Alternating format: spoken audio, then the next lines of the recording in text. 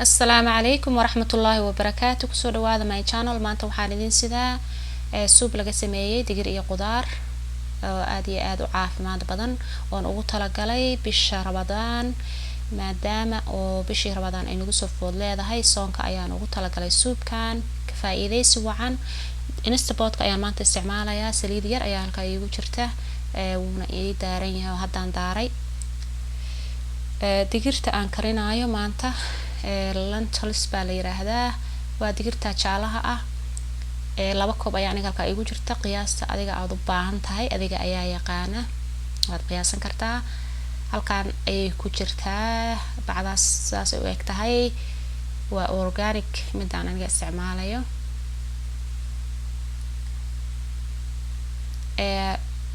way u kulaanaysaa wax yar ay soo qandacaysaa saliidii halkaan waxaan ku haystaa barbarooniga jaala oranjiga ah kabsar caleen basal iyo toon aan slice ka dhigay oo toonta sidaas ayaan u jarjartay mindida ayaan saas ugu googoostay oo slice baan ka dhigay macnaha hadda basasha iyo toonta ayaan wax yar qalaynayaa oo isku qalaynayaa waxaan sugayaa ilaa ay isu gudoodato basasha iyo toonta cuntadan waa cunto aad iyo aad u caafimaad badan laabsheexna kuma siinayso oo laabsheex macnaha laabsheex kugu maridayso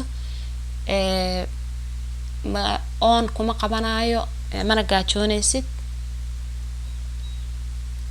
qudaarta kaleeto barbarooniga iyo kabsar caleenta gadaal ayaan uga darsan doonaa celery ayaan halkaa ku haystaa aan si yar yar u soo jarjartay yaanyada gasaca ayaan haystaa oo soo ku darsanayaa gadaal baan kaga darsan doonaa qudaarta macnaha waxyaalaha kala haray basbaas cusbo filfil yar basbaaska uu ka deyn karaa qofkii raba meesha waxaan ku haystaa xawaaji aniga aan sameeyay oo 3 waxyaalood aan ka sameeyay waan la wadaagi doonaa sida aan u sameeyay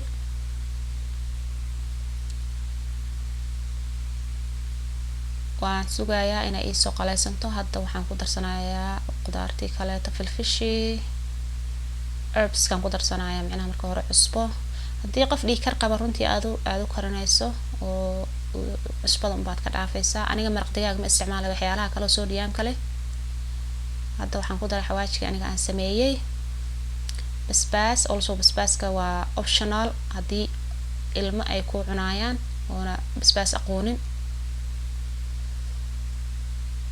saas ay u eg tahay guriga dhan caraf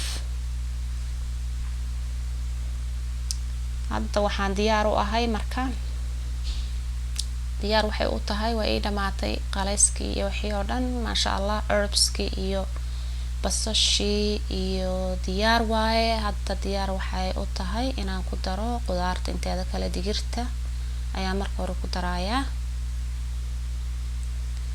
digir ayaan ku darsanayaa marka hore digirtii ayaan ku daray maasha Allah aad iyo aad ay u caafimaad badan tahay la tijaabiyo soonkana laga faa'iideysto cuntooyinka la shiilayo aad iyo aad ay uga fiican tahay si fiican ayaan isku dhex gelinayaa waxaanan inaan macnaha waxaan fiirinayaa salka inay qabsato ayaan ka ilaalinayaa also hadda celery-gii ayaan ku darsanayaa iyo qudaartii kaleeto ii yeeshay macnaha barbaroonigii iyo kabsar caleentii ayaan hadda ku darayaa maasha Allah digsigan wuxuu ku fiican yahay kaama sii deynaya carafta way ku heynayaan caraftii wax kasta hal mar hadii la isku daro wax kasta hadii hal mar ay ku dartid problem ma aha sababtoo caraftu ku heynaya yaanyadii gasaca ayaan ku darsaday hadda maasha Allah waa damiyay soteegii maasha Allah saana u eg tahay wixii oo dhan waa isdhexgaleen caraf kaliya waa maasha Allah wixii oo dhan qudaartii iyo digirtii iyo herbskii ayaa isdhexgalay maasha allah. hadda biyo ayaan ku darayaa. biyaha waa inaad u qiyaasato, digirtan biyo badan kuma karto oo biyo badan ma qaadato. biyaha inch inay ka koreeyaan waaye digirtan. inaad biyaha ku yareysana maaha, inaad ku badisana maaha. adiga qiyaas oo adiga 1 inch inay ka koreeyaan ay tahay. saanay tahay oo ekaatay markaan micnaha kusoo daray biyihii. waan isdhex gelinayaa si aan salka ayna micnaha wax iiga dhigin oo waxa dhan ay maaragtay isku dhex galaan. daboolka ayaan saarayaa. hadda waxay kugu karaysaa digirtan 20 daqiiqo oo kaliya ayaad ku karsanaysaa qudaartan. uma baahnid maanta oo dhan inaad jikada taagnaato oo hawl aad qabato. runtii dana kale ayaad qabsan kartaa oo hawlo kale ayaad ku qabsan kartaa waqtigaada. ma aha maanta oo dhan inaad jikada dhex taagnaatid. afurka markay ka dhiman tahayba 1 saac ayaa afurkaada dhan ku diyaarsan kartaa. weliba adoo dad afurinayo oo dad martay ay ku imaanayso. waqtigaan gelinayaa waanan ka tagayaa oo danahayga ayaan ka qabsanayaa 20kaas daqiiqo. kor un baan ka ogaanayaa inaan fiiriyo. sometimes salka ayaa qabsataa. waa inaad marka aad ka warhayso oo kor aad ka ogaato. waqtigii uu dhameeyay 1 daqiiqo ayaa u hartay oo kaliya. 1 daqiiqo markay dhamaatana hore kama furaayo. waa inaan ka tago oo sugo ugu yaraan 10 daqiiqo ilaa 15 daqiiqo. haddii aad furto asagoonan maxaa dhici kara haddii aad furto asagoonan dhameynin micnaha qaboobin oo barasharka uusan degin, waxaa dhici kara inaad khatar isgeliso oo maaragtay uu meeshaas dhib kaaga yimaado. runtii waxaa barasharka markuu ku jiro inaad furto waa aad bay khatar u leedahay. marka waa inaad ka taxadartaa mar walbana caruurta inay ka dheeraadaan oodan markii uu daaran yahay oo kaleeto waqtigaas yarka aad ka ogaato caruurta inaysan jikada soo gelin iyo meesha uu ka dhow yahay. 1 daqiiqo way dhameysay. waana kusoo noqon doonaa markii uu dhameeyo. waqtiga uu ii tirin doonaa. markuu dhameeyaan kusoo noqon doonaa insha allah.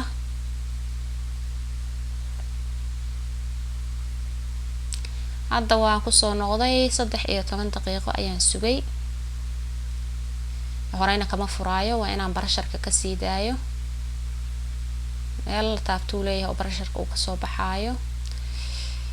markaas ka dambe ayaan furayaa.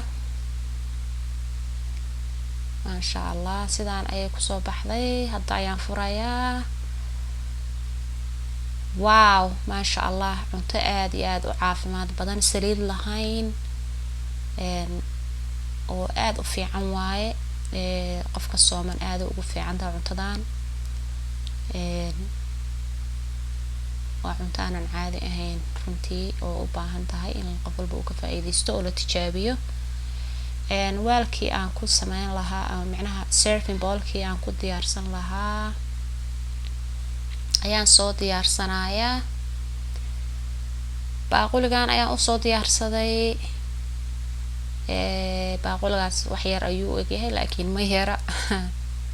ilaa 8 qof cuntadooda ayaa lagu shubi karaa. weelkaas ayaan ku shubanayaa. maasha allah. baaquligaas ayaan kusoo diyaarinayaa. wakaas hadda baaquligii sidaan ayuu kusoo baxay.